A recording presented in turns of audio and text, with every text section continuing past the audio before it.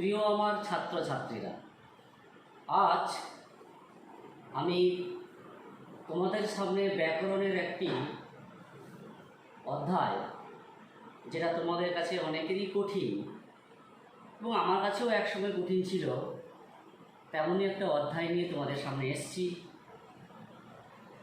অধ্যায়টির নাম হলো সমাস। হ্যাঁ, সমাস ব্যাকরণের একটি গুরুত্বপূর্ণ একটা বিষয়। আমি তোমাদের সামনে চেষ্টা করব সহজ করে বুঝিয়ে দেওয়া। আমি সমাসের প্রথম একটা উদাহরণ লিখলাম।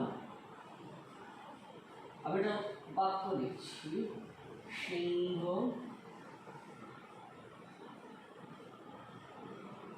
চিহ্নিত আসন।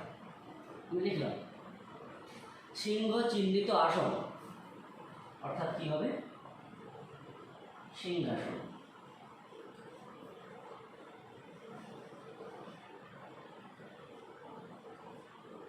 সিংহাসন।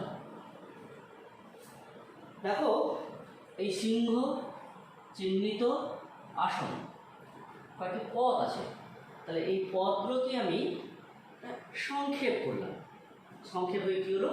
সিংহাসন। তাহলে আমি বলতে পারি পদগুলো সংক্ষেপ। তাহলে সমাসটা কিন্তু বৃহৎ কিছু নয়, সংক্ষেপ করছি আমরা। আমি আবার করে যদি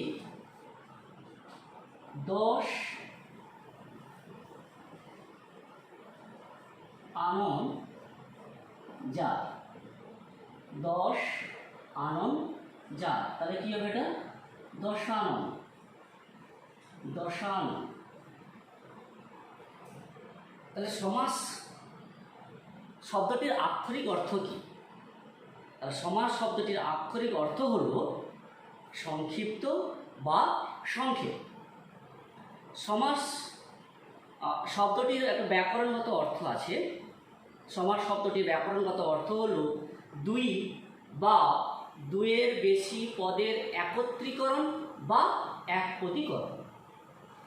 আমরা সমাসটা পড়ব কেন? আমাদের সমাস পড়ার প্রয়োজন আছে কেন? দেখো, আমরা বাক্য, আমরা কথা বলি না, কথা যদি আমরা পদগুলো যদি এলোমেলো করে বলি, তাহলে আমার বলাটাও, যে আমি কথাটা বলছি, যিনি আমার কথাটা শুনছেন শ্রোতা, তিনি ঠিক মতো আমার কথাটা বুঝতে পারবেন না। অর্থাৎ আমার কথাটা যদি অর্থযুক্ত হয় এবং আমার মনের ভাব যদি সম্পূর্ণ প্রকাশ হয়, তাহলে আমার যেমন বলা যেমন সুবিধা, অপর দিকে যিনি শ্রোতা থাকবেন তার ক্ষেত্রে বুঝতেও সুবিধে। সমাসের ক্ষেত্রটি তাই অনেকটা তেমনই। অর্থাৎ মনের ভাব যথাযথভাবে সহজ, সরল ও সংক্ষেপে প্রকাশ করার জন্য আমরা সমাস পড়ব, বা মনের ভাবটাকে সহজ, সরল ও সংক্ষেপে প্রকাশ করার জন্য সমাস পড়ার প্রয়োজনীয়তা আছে। তাহলে আমরা সমাস, তাহলে আমরা কাকে বলবো? তাহলে আমরা সমাসের একটা সংজ্ঞা চলে আসি।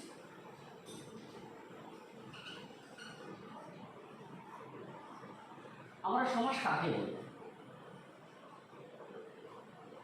পরস্পর অর্থ সম্বন্ধযুক্ত দুই বা তার বেশি পদকে এক পদে পরিণত করাকে সমাস বলে।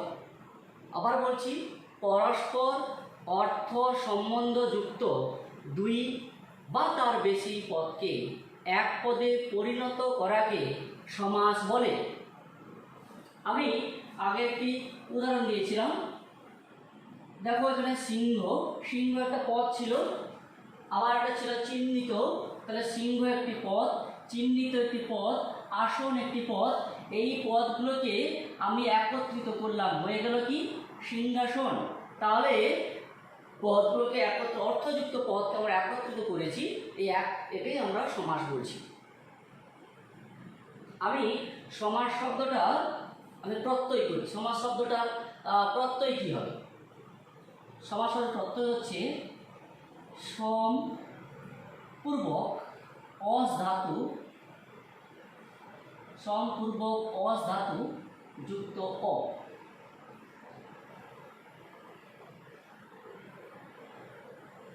ঘম, অর্থাৎ সম পূর্বক অস ধাতু যুক্ত অ সমান হচ্ছে সমাস।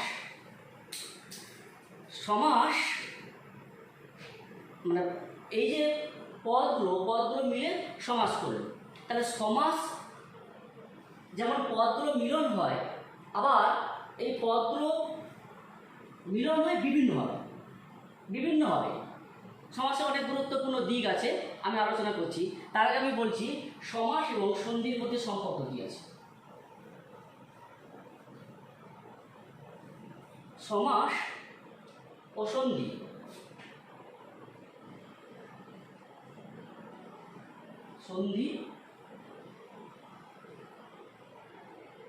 সমাস।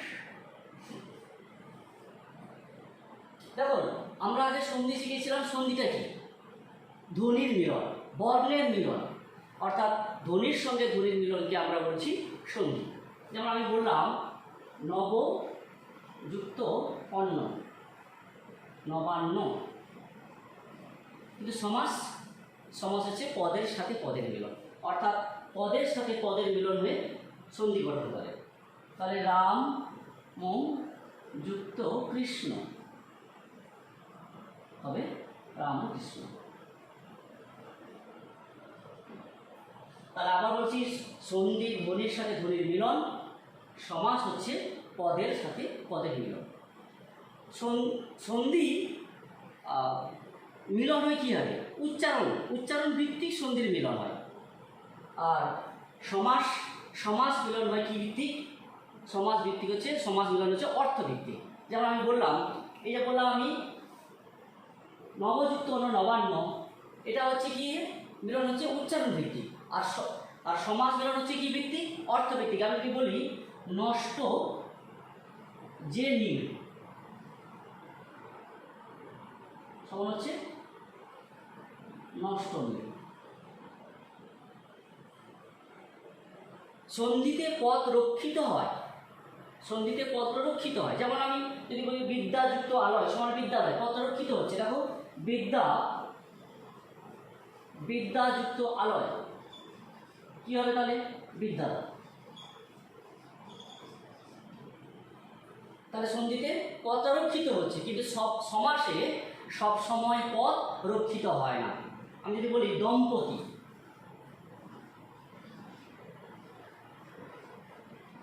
তাহলে কি হবে? জায়া ও পতি, এটা হচ্ছে দম্পতি।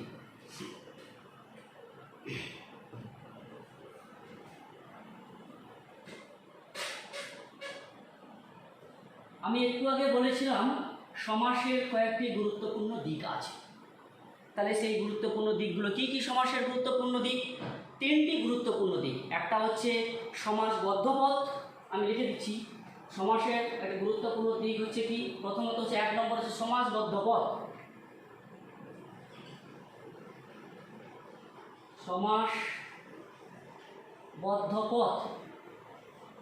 সমাসবদ্ধ পদকে আবার বলা যেতে পারে সমস্ত পদ বলা যেতে পারে, বা আমি যে বলতে পারি সমস্ত পদ।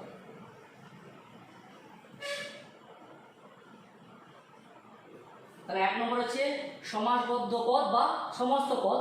2 নম্বর হচ্ছে সমস্যমান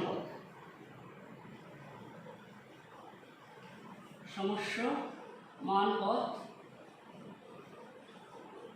এবং 3 নম্বর হচ্ছে ব্যাস বাক্য, যাকে অন্যভাবে বিগ্রহ বাক্য বলা যেতে পারে, বা বিগ্রহ বাক্য।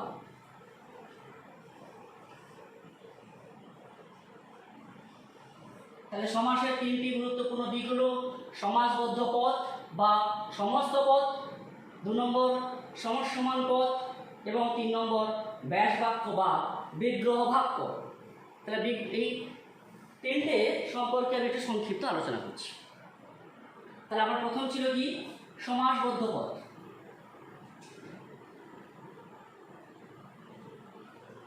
সমাসবদ্ধ পদটা কি? সমাসবদ্ধ অর্থাৎ আমি বদ্ধ করব, একত্রিত করব, সমস্ত পদগুলো আমি একত্রিত করব, অর্থাৎ সংক্ষেপে বদ্ধ করব। আমি যদি বলি সংক্ষেপে বদ্ধ করা, যে বলি এখানে ছিল দেখো সিংহ চিহ্নিত আসন, তাহলে এই পদগুলো আলাদা আলাদা ছিল। সিংহ চিহ্নিত আসন, আমি এটাকে কী করলাম, একত্রিত করলাম, সংক্ষেপ করলাম, কি বললাম, সিংহাসন। তাহলে এই সিংহাসন হচ্ছে একটি সমাসবদ্ধ পদ। সিংহাসন, সিংহাসন হচ্ছে সমাসবদ্ধ পদ, ঠিক আছে। সিংহাসনটা হচ্ছে সমাসবদ্ধ পদ। আমি যদি বলতে পারি দশানন, দশানন, রাজপথ, পথের রাজা, রাজপথ বা রাজার পথ। তাহলে এই সিংহাসন, দশানন, রাজপথ এগুলো কি হলো, এগুলো হলো সমাসবদ্ধ পদ। আমি তাহলে সংজ্ঞা যদি বলি সমাসবদ্ধ পদ কি, তাহলে বলতে পারি সমাসে একাধিক পদ মিলিত হয়ে যে নতুন পদের গঠন করে তাকে সমাসবদ্ধ পদ বলে। আবার বলছি, সমাসে একাধিক পদ মিলিত হয়ে যে নতুন পদের গঠন হয় তাকে সমাসবদ্ধ পদ বা সমস্ত পদ বলে। এবার আমি সমাসবদ্ধ পদ গঠন করব কেন, এর প্রয়োজনটা কি, আমি কেন গঠন করব? প্রথমত আমি বলতে পারি, দেখো এটা একটা বড় বক্তব্য, তাই না? সিংহ চিহ্নিত আসনের বড় একটা বক্তব্য, আমি একবারে বলে দিচ্ছি কি, সিংহাসন। তাহলে কোনো বড় বক্তব্যকে সংক্ষেপে প্রকাশ করার জন্য সমাসবদ্ধ পদ গঠন করা দরকার বা গঠন করা হয়। তাহলে কোনো বড় বক্তব্যকে সংক্ষেপে প্রকাশ করার জন্য সমাসবদ্ধ পদ গঠন করা হয়। 2 নম্বর আমি বলি, কোনো, দেখো এই সিংহ চিহ্নিত আসন এটা একটা পদ ছিল, তাহলে আমি এবার না বলে আমি নতুন একটা শব্দ বললাম সিংহাসন, তাহলে নতুন একটা শব্দ গঠন হলো। তাহলে নতুন নতুন শব্দ গঠন করার জন্য সমাসবদ্ধ পদ গঠন করা হয়, ঠিক আছে। আমি এবার 2 নম্বরে চলে যাই।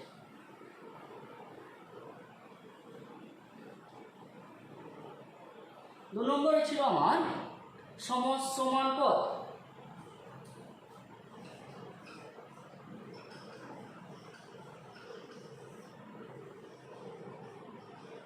সমসমান পদ, সমসমান পদটা কি,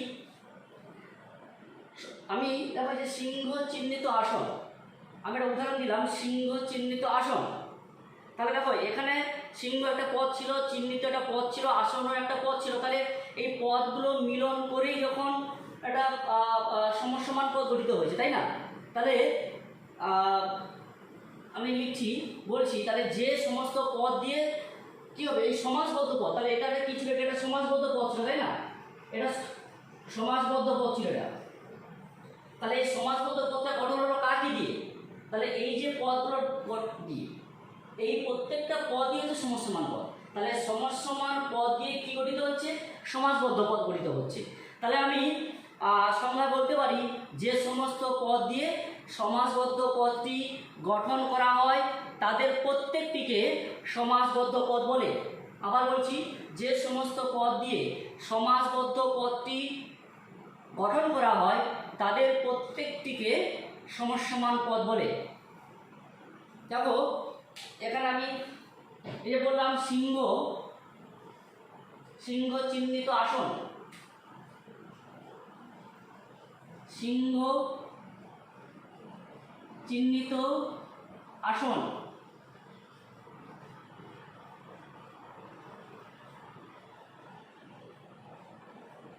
তাহলে সিংহ এটা একটা হচ্ছে সমসমান পদ, চিহ্নিত একটা সমসমান পদ, আসনও একটা সমসমান পদ। তবে হ্যাঁ, এরা কিন্তু বিভিন্ন জায়গায় বসছে। তাহলে এ কোথায় বসছে, প্রথমে বসছে, এটা নাকি সিংহটা প্রথমে বসছে এবং আসন শেষে বসছে। তাহলে আমি এটা বলতে পারি, তাহলে দুটোকে ভাগ করতে পারি আমি এখানে, এটা বলতে পারি পূর্বপদ, পূর্বপদ, আর আসনটাকে আমি বলতে পারি পরপদ। আসন হচ্ছে পরপদ, বা একে আরেক অন্য নামে বলা যেতে পারে উত্তরপদও বলা যেতে পারে, উত্তরপদ। তাহলে পূর্বপদ ও পরপদ মিলেছে, দেখো আর একটা মাঝে একটা পদ থেকে গেছে নাকি। তাহলে এই পদটাকে আমরা কি করব, এই পদটাকে আমরা কি বলবো, সাহায্যকারী বা সহায়ক পদ। এই পদটাকে আমরা বলবো সাহায্যকারী পদ, সাহায্যকারী বা সহায়ক, সহায়ক পদ, সাহায্যকারী বা সহায়ক পদ। তাহলে দেখো প্রত্যেকটা সমসমান পদ দিয়ে কিন্তু প্রত্যেকটি সমাসবদ্ধ পদ দিয়ে কিন্তু কি গঠন হচ্ছে, সমসমান পদ গঠিত হচ্ছে। তাহলে সমসমানের পদের তাহলে আমরা তিনটি ভাগ বললাম, কি কি? সমসমান পূর্বপদ, সমসমান পরপদ এবং সমসমান সহায়ক পদ বা সাহায্যকারী পদ। ঠিক আছে? বিলেত থেকে ফেরত, তাহলে কি বলবো? বিলেত ফেরত নাকি? চলো 3 নম্বরে আসছি।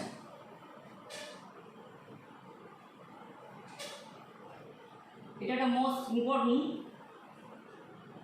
খুবই গুরুত্বপূর্ণ। সেটা হচ্ছে 3 নম্বর হচ্ছে কি? ব্যাস বাক্য। ব্যাস বাক্য, যাকে অন্য কথায় বলা যেতে পারে বিগ্রহ বাক্য, অর্থাৎ ব্যাস বাক্য বা বিগ্রহ বাক্য।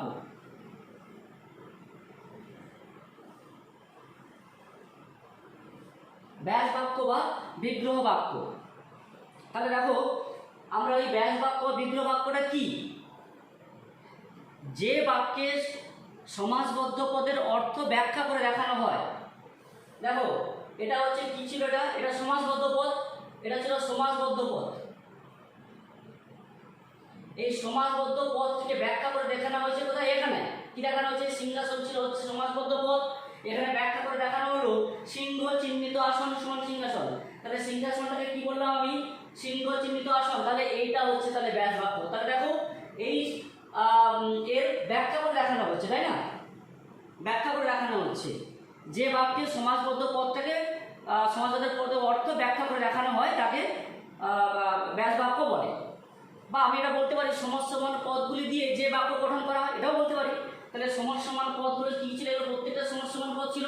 এটাও সমসমান পদ, এটাও সমসমান পদ, এটাও সমসমান পদ। তাহলে এই প্রত্যেকটা সমসমান পদ দিয়ে যখন একটা বাক্য গঠন হলো, তাহলে এটা কী গঠন হবে? তাহলে এটা একটা ব্যাস বাক্য হবে, অর্থাৎ বা বিগ্রহ বাক্য হবে। ঠিক আছে? আমি যদি বলি 10 আনন্দজার, 10 আনন্দজার, তাহলে এই 10 আনন্দজার এটা একটা কিন্তু ব্যাস বাক্য। ওকে, এটা ব্যাস বাক্য বা বিগ্রহ বাক্য। তাহলে এই 10 আনন্দজার এই সমসমান পদ দিয়ে কি গঠন হচ্ছে? সমাসবদ্ধ পদ গঠিত হচ্ছে। কি হবে তাহলে? দশানন, দশানন। সমাসবদ্ধ সমাসবদ্ধ সমস্ত পদ বা সমাসবদ্ধ পদ হলো সিংহাসন, এগুলো প্রত্যেকটাই হচ্ছে সমসমান পদ এবং পুরো বাক্যটাকে আমি এখানে কি বলছি? আমি ব্যাস বাক্য।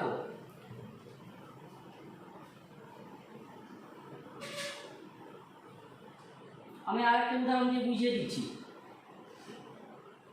আমরা লিখলাম রাজপুত্র,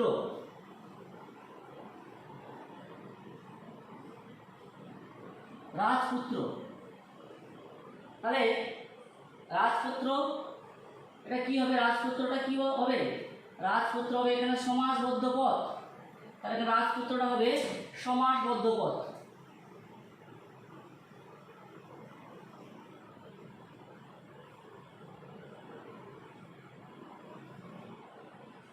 আমি যদি বলতাম এখানে রাজার পুত্র, আমি যদি বলতাম রাজার পুত্র,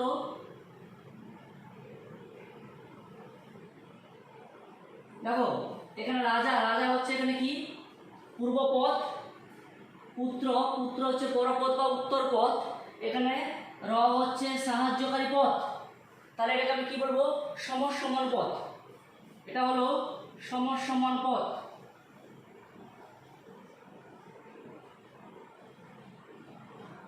আমি আবার যদি বলি রাজার পুত্র,